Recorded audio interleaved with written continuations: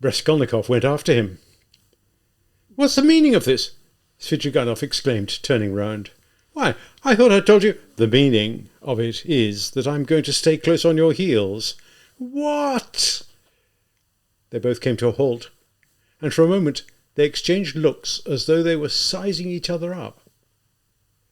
"From all your semi-drunken stories," Raskolnikov snapped abruptly, "I've concluded quite definitely that not only have you not given up your thoroughly vile intentions concerning my sister, but are actually brooding on them more than ever. It's come to my ears that my sister received some kind of letter this morning. All the time we were talking, you could hardly keep still. All right, so you've managed to produce a wife from somewhere on the way, but that doesn't mean anything. I want to make sure for myself." It was doubtful whether Raskolnikov could have said with any clarity what he wanted now, or what it was he wanted to make sure of for himself. "So it's like that, is it? Do you want me to call the police?" "Go ahead." For a moment they stood facing each other. At last the expression on Svidrigaïlov's face underwent a change. Having satisfied himself that Raskolnikov had not been intimidated by his threat, he suddenly assumed a most cheerful and friendly air. "I say, you are a strange fellow. I purposely didn't mention that business of yours, even though I'm naturally alive with curiosity. It's a fantastic business. I was going to put it off until another time, but you'd whet the appetite of a corpse. All right, come on then. Only let me warn you in advance that I'm only going back to my place for a second in order to pick up some money. Then I shall lock up, take a cab, and spend the whole evening at the islands. So what's the point of you coming with me?" "I want to look in at the apartment, not to see you, but to have a word with Sofya Semyonovna, and tender my excuses for not having attended the funeral."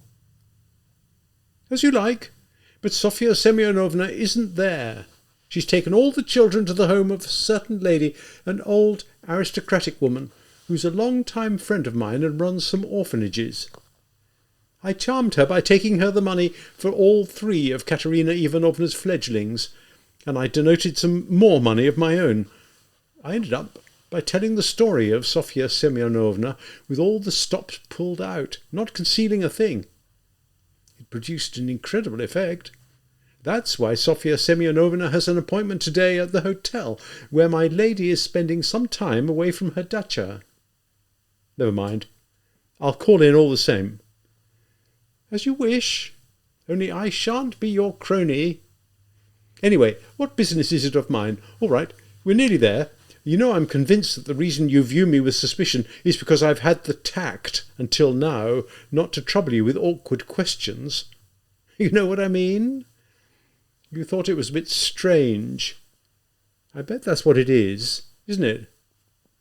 Well, I suppose that's what one gets for being tactful. And for eavesdropping at doors." "Aha, so that's what you're getting at." Svidrigaïlov laughed. "Yes, I'd have been surprised if, after all that's taken place, you'd let that pass without comment.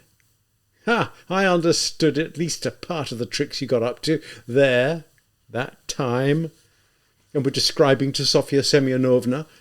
But I mean, what was it really all about? Perhaps I'm just behind the times and incapable of understanding any of it. For heaven's sake, explain it to me, old chap. Enlighten me with the latest ideas." "You couldn't possibly have heard anything. You're just lying." "Oh, but I don't mean that. I don't mean that. Though actually I did hear 1 or 2 things. No, I'm referring to the way you kept sighing and moaning all the time. Every few moments that Schiller in you keeps getting into a tizzy, and now it's don't eavesdrop at doors. If that's the way you see it, why don't you just go and tell the authorities? Do you know what's happened to me? There's turned out to be a small flaw in one of my theories. If, on the other hand, you're convinced that it's wrong to eavesdrop at doors, but it's perfectly all right to crack the skulls of old women, then off you go to America at the double. Run for it, young man. You may still have time. I speak in all sincerity. You don't have the money? I'll give you enough for the journey." "I've absolutely no plans of that kind," Raskolnikov said, cutting him off with revulsion. "I understand. By the way, please don't put yourself to any trouble. If you like, you needn't say much. I understand the kind of problems that are currently on your mind. They're moral ones, aren't they? Problems to do with man as a citizen. Now put them to one side. Why should you bother with them now? Because you're still a man and a citizen. Well, if that's so, then you shouldn't have poked your nose into all that in the first place. It's no good if you don't know your own job. Well, you'll just have to shoot yourself. Perhaps you don't feel inclined to. I think you're trying to irritate me on purpose, so I'll stop following you around. Oh, you are a funny fellow. Well, we're here now. Let me welcome you to the staircase. You see, there's the entrance to Sofya Semyonovna's room. Look, there's no one there. You don't believe me? Ask at Kapernaumov's. She hands her key in at his place. Look, here she is, the lady herself, Madame de Kapernaumov. Eh, what? She's a bit deaf. She's gone out. Where to? Well, there you are. Did you hear? She's not in and may not be back until tonight. Well, now let's go along to my rooms. I mean, you did want to come in, didn't you? Well, here we are. Madame Resslich's not at home. That woman's forever on the go, but she's a good soul, I do assure you. She might have suited for you if you had a bit more sense. All right, watch. I'm going to take this 5% bond out of the writing desk. What a lot of them I still have left. And it will go to the money changers today. All right, seen all you want? I can't spare any more time. The writing desk's locked up, the rooms are locked up, and here we are on the staircase again. I say, if you like, we can take that cab out there. I mean, I'm bound for the islands. What do you say to a lift? Look, I'll be taking this cab all the way to Yelagin. What? You don't want to? Had enough? Oh, come on, let's drive together, it's all right. I think it may be coming on to rain, but never mind. We'll lower the hood. Svidrigailov was already inside the cab. Raskolnikov concluded that his suspicions, for this moment at least, were baseless. Without a word of reply, he turned and walked off back in the direction of the Haymarket. If he had turned round even once on his way, he would have seen Svidrigailov, having travelled no more than 100 yards, pay the driver and dismount onto the pavement again. But by now he could see nothing, and he had turned the corner. A deep revulsion had drawn him away from Svidrigailov. And to think that I could for one moment have expected anything from that coarse evildoer, that lustful villain and lecher, he found himself exclaiming in spite of himself. It must be admitted that Raskolnikov uttered this judgment rather too hastily and without proper consideration. There was something about Svidrigailov's whole aura that lent him a certain originality, even mystery. As for his sister's place in all this, Raskolnikov was still, however, firmly convinced that Svidrigailov was not going to leave her alone. But now it was becoming too unendurably painful to think and brood about all that. In accordance with his habit, being left on his own, after a couple of dozen paces he fell into deep reflection. Going up onto the bridge, he stopped over by the railings and began to look at the water. Yet, all the while, Avdotya Romanovna was standing above him. He had run into her at the entrance to the bridge, but had walked past, not recognizing her. Dunya had never encountered him in the street like this before, and had been shocked and alarmed. She had stopped and wondered whether to call out to him or not. Suddenly she saw Svidrigailov coming hurriedly along from the Haymarket side. He seemed, however, to be making his approach in a mysterious, cautious manner. He did not come up onto the bridge, but stopped at one side on the pavement, doing his utmost to make sure that Raskolnikov did not see him. He had spotted Dunya long ago and had begun to make signs to her. She took the signs to mean that he wanted her not to call to her brother, but to leave him in peace, and that he was beckoning to her. Dunya obeyed. She quietly slipped past her brother and went over to Svidrigailov. Let's get away from here quickly, Svidrigailov whispered to her. I don't want Rodion Romanich to know about our meeting. I think I should tell you that I've been sitting with him in an inn not far from here, where he tracked me down of his own accord, and I only managed to get away from him with difficulty. He somehow found out about the letter I sent you, and he suspects something. I mean, you wouldn't have told him, would you? But if you didn't, then who did? There, we've turned the corner, Dunya said, interrupting him. My brother won't see us now. I want to make it clear that I won't go any further with you. Tell me it all here. It can all just as well be said out in the street. Look, in the first place, this isn't the sort of thing that can possibly be talked about out in the street. In the second place, you must hear what Sofya Semyonovna has to say. In the third place, I want to show you certain documents. Oh, very well then. If you won't agree to come up to my rooms, I shall refuse to give you any explanation, and shall go away at once. At the same time, I ask you not to forget that your beloved brother's most intriguing secret lies entirely in my hands. Dunya paused in indecision and fixed Svidrigailov with a piercing gaze. What are you afraid of? Svidrigailov said calmly. We're not in the country here. Even in the country you did me more harm than I did you, but here... Does Sofya Semyonovna know we're coming?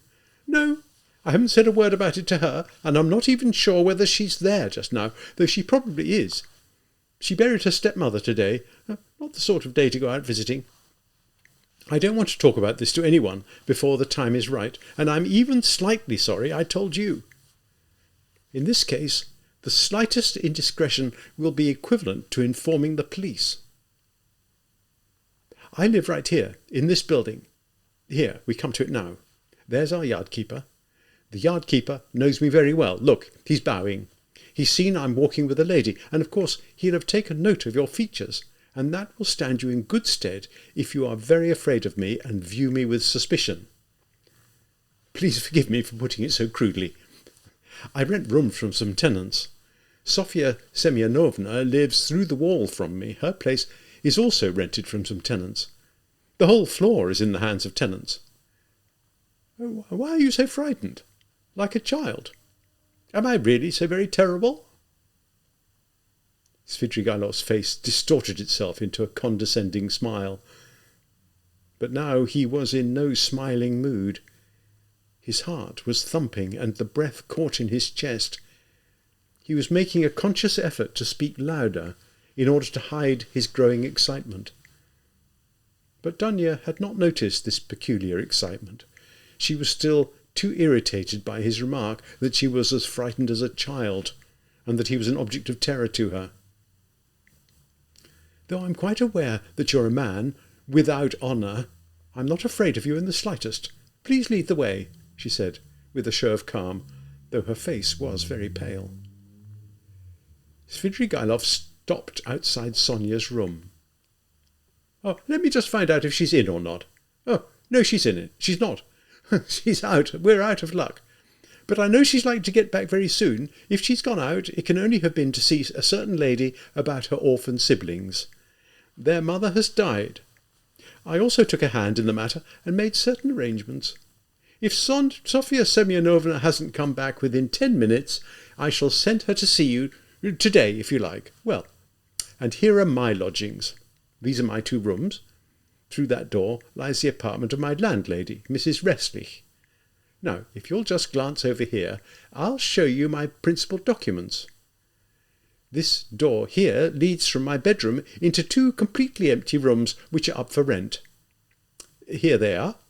I'd give them a rather close look if I were you. Svidrigailov occupied 2 rather spacious furnished rooms. Dunya gazed round her mistrustfully, but could observe nothing out of place either in the contents or in the arrangement of the rooms, even though another observer might have noticed, for example, that Svidrigailov's apartment happened to lie more or less in between 2 almost uninhabited ones. The entrance to his quarters did not lead straight in from the outside passage, but through 2 of the landlady's rooms, which were almost empty. Unlocking his bedroom door, which had a proper lock and key, Svidrigailov showed Dunya another empty apartment, the one that was up for rent. Dunya paused on the threshold, not comprehending why she was being asked to look, but Svidrigailov was quick to explain. "Look over here, towards this second large room. Observe this door. It's locked with a key. Beside the door stands a chair. There's only one chair in the 2 rooms. I brought it through from my quarters so as to be able to listen in more comfort. Right behind that door is Sofya Semyonovna's table, and that's where she sat talking to Rodion Romanich, and I overheard it all in here, sitting on that chair, for 2 evenings in a row, each occasion lasting a couple of hours, so I think you won't be surprised if I tell you I've learned a few things." "You mean you were eavesdropping?" "That's correct. Now, let's go back to my rooms. There's nowhere to sit down here." He led Avdotya Romanovna back into the first of his chambers, which served him as a reception room, and invited her to sit down on a chair. He himself sat down at the other end of the table, a good sajin away from her, at any rate, though his eyes must already have been glittering with the flame that had so alarmed Dunya on earlier occasions, for she shuddered and gazed around her mistrustfully again. Her gesture was an involuntary one. She clearly did not want to show her suspicion. But the secluded location of Svidrigailov's quarters had finally made an impression on her. She felt like asking whether at least his landlady was in, but she refrained from doing so out of pride. There was, moreover, another suffering within her heart that was incomparably greater than any fear for her own safety. She was in the grip of an unendurable torment. "Here is your letter," she began, putting it on the table. "Is it really permissible to write the sort of things that are in it? You allude to some crime that my brother is supposed to have committed. Your allusion is all too plain. You dare not try to talk your way out of it now. I may as well tell you that I had already heard about this stupid tale before you wrote to me, and I don't believe a single word of it. It is an infamous and absurd suspicion. I know the story, and how and for what reason it was dreamed up. You cannot possibly have any evidence. You have promised to supply that evidence. Go ahead. Then speak. But let me tell you in advance that I don't believe you. I don't believe you."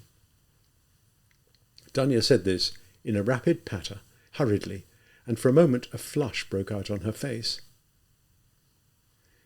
"If you hadn't believed me, I don't really think you'd have risked coming to see me alone, would you? Why have you come here? Out of sheer curiosity? Stop tormenting me. Speak, speak. One certainly can't deny that you're a girl with some pluck. To be quite honest, I thought you'd prevail upon Mr. Razumikin to accompany you here, but there was no sign of him, either with you or anywhere around you. I had a good look. That's courageous. It means you wanted to go easy on Rodion Romanich. And in fact, everything about you is divine. As regards your brother, what can I say? You saw him yourself just now. How did he strike you? You're surely not basing your case on that alone, are you? No, not simply on that, but on what he himself said. You see, he came here 2 evenings in a row to see Sofya Semyonovna. I showed you where they sat. He made a complete confession to her. He's a murderer. It was he who murdered the old pawnbroker woman, the civil servant's widow, with whom he himself had pawned certain items. He also murdered her sister, a market woman by the name of Lizaveta, who happened to walk in as the widow was being murdered. He murdered them both with an axe he had brought with him. He murdered them in order to steal from them, and he stole.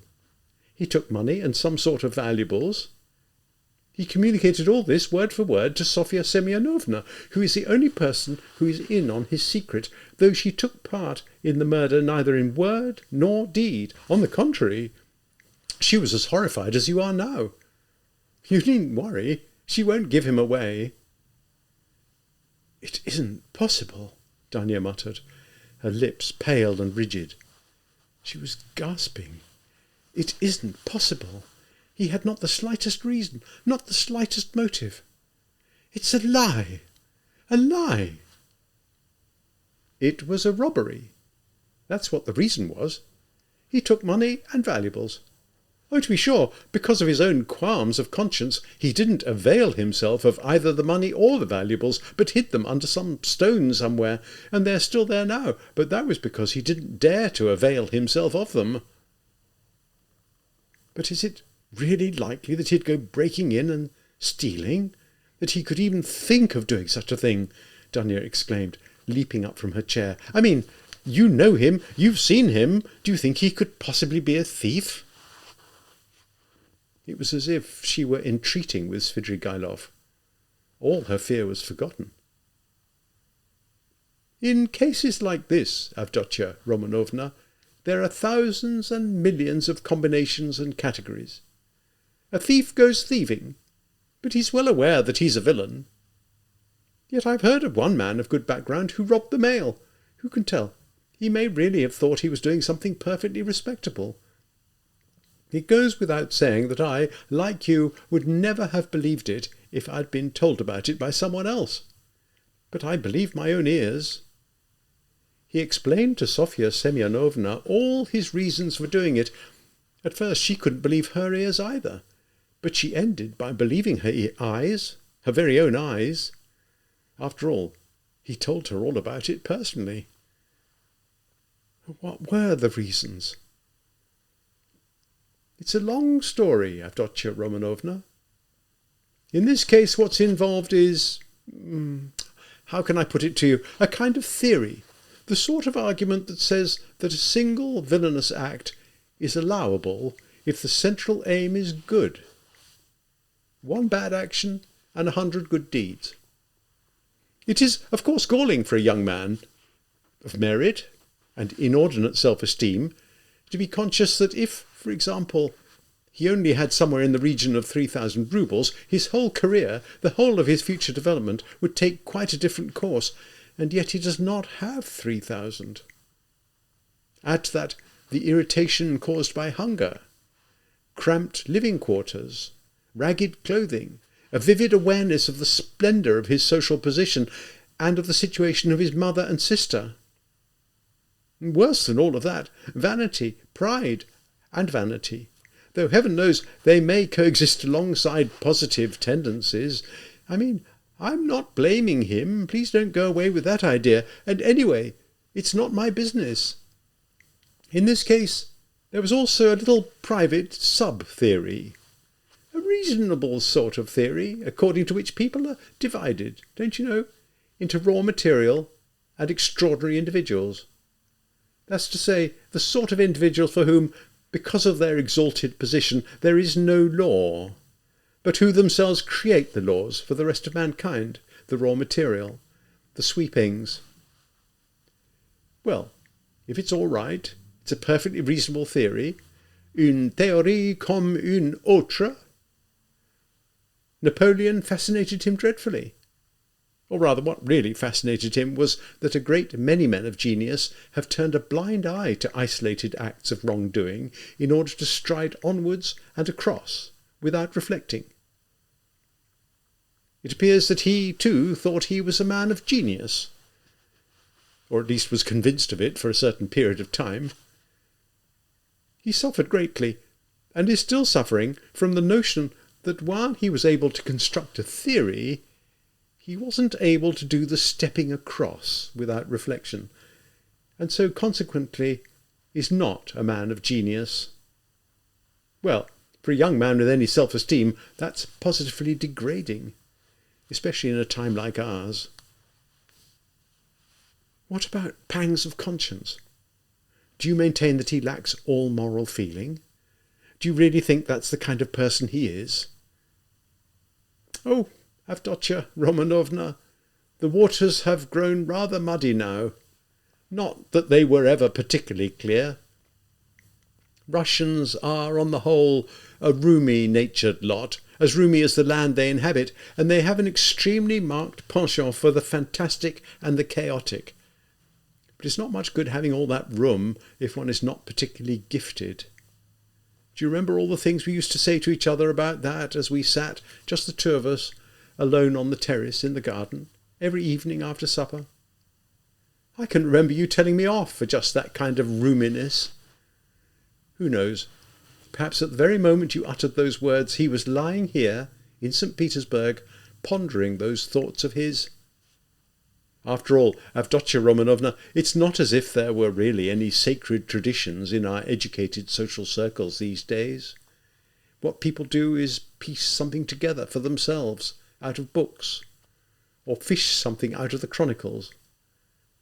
But, I mean, those are mostly scholars, and, they're really just a bunch of old duffers, so that a man of society would feel it almost insulting to mimic them.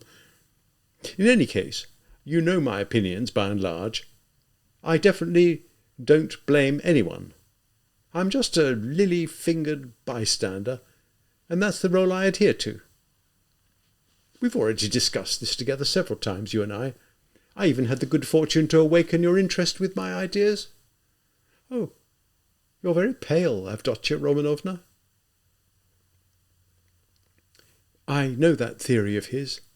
I read his article in that journal, the one about people to whom everything is permitted. Razumikin brought it to me. Ah, Mr. Razumikin! He brought you an article by your brother, in a journal. Is there such an article? I didn't know. I say, it must make interesting reading. But where are you off to, Avdotya Romanovna? I want to see Sofya Semyonovna, Dunya said faintly. How do I get through to her room? She may have come back by now. I must see her now. It may be that she... Avdotya Romanovna was unable to finish her sentence. Her breathing was quite literally cut off. Sofya Semyonovna won't be back until tonight. Something tells me that is the case. She would have come back very soon, but as she hasn't, it won't be till very late. Ah, so you're lying, I see. You lied to me. You were lying all the time. I don't believe you. I don't believe you. Don't believe you. Dunya shouted in a complete frenzy, totally losing her head. And almost in a faint, she collapsed onto the chair Svidrigailov hurried to supply for her.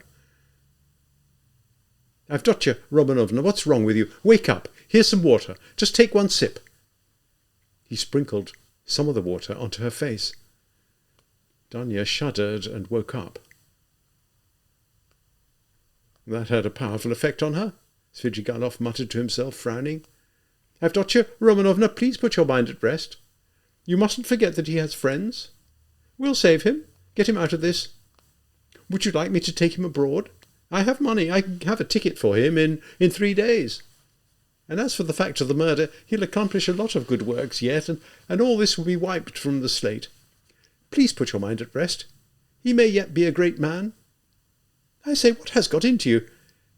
How do you feel now? Evil man. He's even mocking at me. Let me go. Where are you off to? I say, where are you going? To find him. Where is he? Do you know? Why is this door locked? We came in through this door, but now it's locked. When did you lock it?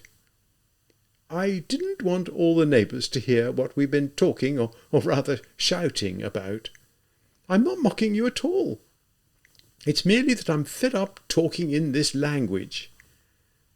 Well, where do you plan to go in a state like that? Or do you intend to betray him? You'll just drive him into a rabid fury, and he'll betray himself. I think you ought to realise that he's already being followed. They're on his trail. You'll merely give him away. Please wait. I've just seen him, spoken to him. There's still a chance he can be saved. And please wait. Sit down. Let's consider it together. That's why I asked you to come here, in order to discuss this with you alone and give it proper consideration. Look, please sit down. How can you possibly save him? Surely he's beyond saving now. And Dunya sat down. Svidrigailov sat down at her side. The whole thing now depends on you. On you alone, he began, with glittering eyes, almost in a whisper, losing the thread of his thoughts and even failing to articulate certain words in his excitement. Dunya shrank further away from him in fear. He too was trembling all over. You, one word from you, And he's saved. I will save him. I have money and friends. I'll send him abroad immediately. I'll get him the passport he needs. I'll get 2 passports. One will be his, the other mine. I have friends. I have professional assistants. Would you like that? I'll get you a passport too, and one for your mother. Why should you end up with Razumikin? I also love you. I love you infinitely. Let me kiss the hem of your dress. Please, let me. I can hardly bear the sound it makes as it rustles. Whatever you tell me to do, I will do it. I will do anything. I'll do the impossible. Whatever you believe in, I will believe in it too. I'll do anything. Just look at me. Oh, don't look at me like that. Do you realise you're killing me? He was almost beginning to rave. Something had suddenly happened to him, as though the blood had rushed to his head. Dunya leapt up and hurled herself at the door. "Open up! Open up!" she shouted through the door, in the hope of attracting someone's attention, shaking it with her hands. "Open up! Is there really no one there?" Svidrigailov stood up and recollected himself. A hostile, derisive smile was slowly finding its way across his still trembling lips. "There's no one in," he said softly, spacing the words out. "The landlady's gone out. And you're wasting your energy shouting like that. You're just working yourself up in vain. Where's the key? Open the door this instant, you worthless man!" "I have lost it, and I cannot find it." "Oh, so you intend coercion, do you?" Dunya exclaimed, turning as pale as death and rushing over to one corner, where she shielded herself behind a small table that chanced to be to hand. She did not scream, but fixed her tormentor with her gaze and keenly followed his each and every movement. Svidrigailov did not move from the spot either, and stood at the other end of the room facing her.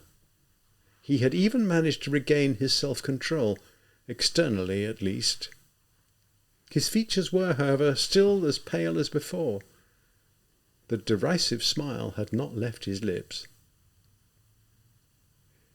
"You mentioned the word coercion just now, Avdotya Romanovna. If it were to come to that, I think I need hardly tell you that I have taken the necessary precautions. Sofya Semyonovna isn't here. The Kapanaumov's apartment is a very long way away, through 5 locked rooms. Lastly, I am at least twice as strong as you, and what's more, have nothing to fear. As you wouldn't dare to complain to anyone afterwards. I mean, you wouldn't really want to betray your brother, would you? In any case, no one would believe you. Why would a girl go on her own to see a single man in his lodgings? So that even if you were to sacrifice your brother, you wouldn't be able to prove anything. Coercion is very difficult to prove, Avdotya Romanovna." "You villain!" Dunya whispered in indignation. "As you wish, but please observe that I was speaking of the matter simply in the form of a hypothesis. In my personal opinion, you're entirely right. Coercion is an abominable thing. I brought it up merely in order to show you that you would have absolutely nothing on your conscience, even if you were to decide to save your brother voluntarily in the manner I am proposing to you. You will merely be seen to have given away to force of circumstances, or rather to force point blank, if we must use that word. Think about it. The fate of your brother and your mother is in your hands. As for myself, I will be your slave all my life. I shall wait over here." Svidrigailov sat down on the sofa, about 8 paces away from Dunya. She now had not the slightest doubt as to his steadfast resolution. What was more, she knew the man. Suddenly, she took a revolver from her pocket, set it on its catch, and lowered her hand with the revolver in it onto the small table. Svidrigailov leapt up from where he was sitting. "Aha! So that's it!" he exclaimed in surprise, still with his ironic leer. "Well, that completely alters the course of the matter.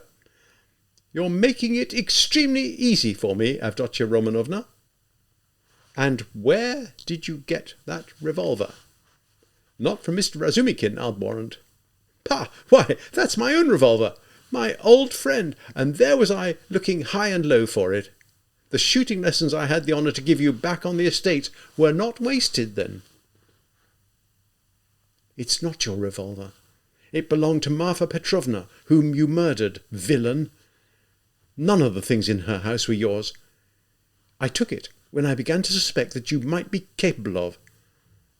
Dare to take one step towards me, and I promise I shall kill you. Donya was in a frenzy of excitement. She levelled the revolver. Well, and what about your brother? I ask from curiosity, Svidrigailov said, still without moving from the spot. Report him to the police if you like. Don't move. Not one step. I'll shoot. You poisoned your wife. I know that now. You yourself are a murderer. So you're firmly convinced I poisoned Marfa Petrovna, are you? Yes, it was you. You hinted at it to me yourself. You spoke to me of poison. I know you made a trip to town in order to get it. You've been keeping it. It was you. It was most certainly you. You bastard! Even if it were true, I'd have done it because of you. You'd have been the motive all the same. That's a lie. I've always hated you. Always. Aha! Avdotya Romanovna! You've evidently forgotten how, in the heat of propaganda, you yielded and thrilled. I saw it in your little eyes. Don't you remember that evening in the moonlight, as the nightingale was still singing? It's a lie. There was now a glint of fury in Dunya's eyes. It's a lie, you slanderer. Is it? Well, perhaps it is. I told a lie. One shouldn't remind women of these little things. He smiled, his ironic smile. I know you're going to shoot me, my pretty little wild creature. Well then, shoot away. Dunya brought the revolver up and, deathly pale, her lower lip ashen and trembling, her large black eyes glittering like fire, looked at him, her resolve now steady. Taking aim and waiting for the first movement on his part. Never had he seen her so beautiful. The fire that glittered from her eyes at that moment, as she raised the revolver, had almost physically scorched him, and his heart contracted with pain. He took a step forward, and the shot rang out. The bullet slipped through his hair and struck the wall behind him. He paused and gave a quiet laugh. The wasp has stung me. She aimed straight at my head. What's this? Blood. He produced a handkerchief in order to wipe away the blood that was flowing in a slender rivulet down his right temple. The bullet must have barely grazed the skin on the top of his head. Dunya lowered the revolver and gazed at Svidrigailov, less in terror than in a kind of wild bewilderment. It was as though she herself did not know what she had done or what was taking place. Oh well, too bad. You missed. Try again. I'm waiting, Svidrigailov said quietly, still smiling his ironic smile, though there was a black tinge to it now. Otherwise I'll get my hands on you before you have time to reload. Dunya shuddered, quickly reloaded, and again brought the revolver up. Leave me alone, she said in despair. I promise you, I'll fire again. I'll kill you. Oh well, at 3 paces you can't really fail to. But in that case, you won't do it. His eyes began to glitter, and he took another 2 paces forward. Dunya pressed the trigger. The gun misfired. You didn't load it properly. Never mind, you have 1 cap left. Set the chamber right, I'll wait. He stood 2 paces in front of her, waiting, and looking at her with a gaze of wild determination that was inflamed and passionate and heavy with pain. Dunya understood that he would sooner die than let her go, and of course, she would kill him now at 2 paces. Suddenly she flung the revolver aside.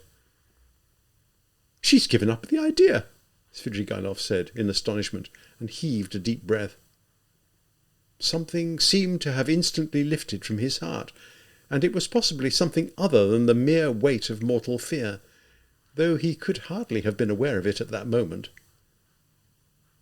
This had come as a deliverance from another, blacker and more wounding emotion which he himself could not have defined in all its force. He approached Dunya and quietly put his arm round her waist. She offered no resistance, but trembling all over like a leaf, looked at him with imploring eyes. He tried to say something, but his lips merely grimaced, and no words came out. "Let me go," Dunya said imploringly, using the thou form. Svidrigaïlov started. She'd spoken that thou somehow differently from the way she had earlier. "So, you don't love me?" he asked quietly. Dunya made a negative sign with her head. And you can't? Not ever?" he whispered with despair. "Never," Dunya whispered. There ensued a moment of terrible, dumb conflict within Svidrigaïlov's soul. With an inexpressible gaze he looked at her. Suddenly he removed his hand from her waist, turned away and walked quickly over to the window and stood in front of it. Another moment went by. "Here's the key." He took it out of the left pocket of his topcoat and placed it behind him on the table, without looking at Dunya and without turning round to look at her. "Take it. Go, quickly." He gazed stubbornly out of the window. Dunya went over to the table to fetch the key. "Quickly, quickly," Svidrigaïlov said, still without moving, and still without turning round. But in that "quickly" there was, undisguised, an obscure yet terrifying note. Dunya caught it, snatched up the key, rushed to the door, opened it quickly, and tore from the room. Within a moment, like a madwoman, hardly conscious of her actions, she had run down to the canal and was off along it in the direction of the bridge. Svidrigaïlov continued to stand at the window for about another 3 minutes. At last he slowly turned round, looked about him, and quietly passed the palm of his hand across his brow. A strange smile had distorted his face, a pathetic, sad, enfeebled smile, a smile of despair. The blood, which had dried by now, had left a stain on his palm. He looked at the blood with hatred, then he wetted a towel and washed his temple. The revolver which Dunya had thrown down and which had slid over to the door suddenly caught his gaze. He picked it up and examined it. It was a small 3-chambered pocket revolver of an old make. It still contained 2 charges and a cap. It could be fired once more. He pondered for a moment, stuffed the revolver in his pocket, took his hat, and went out.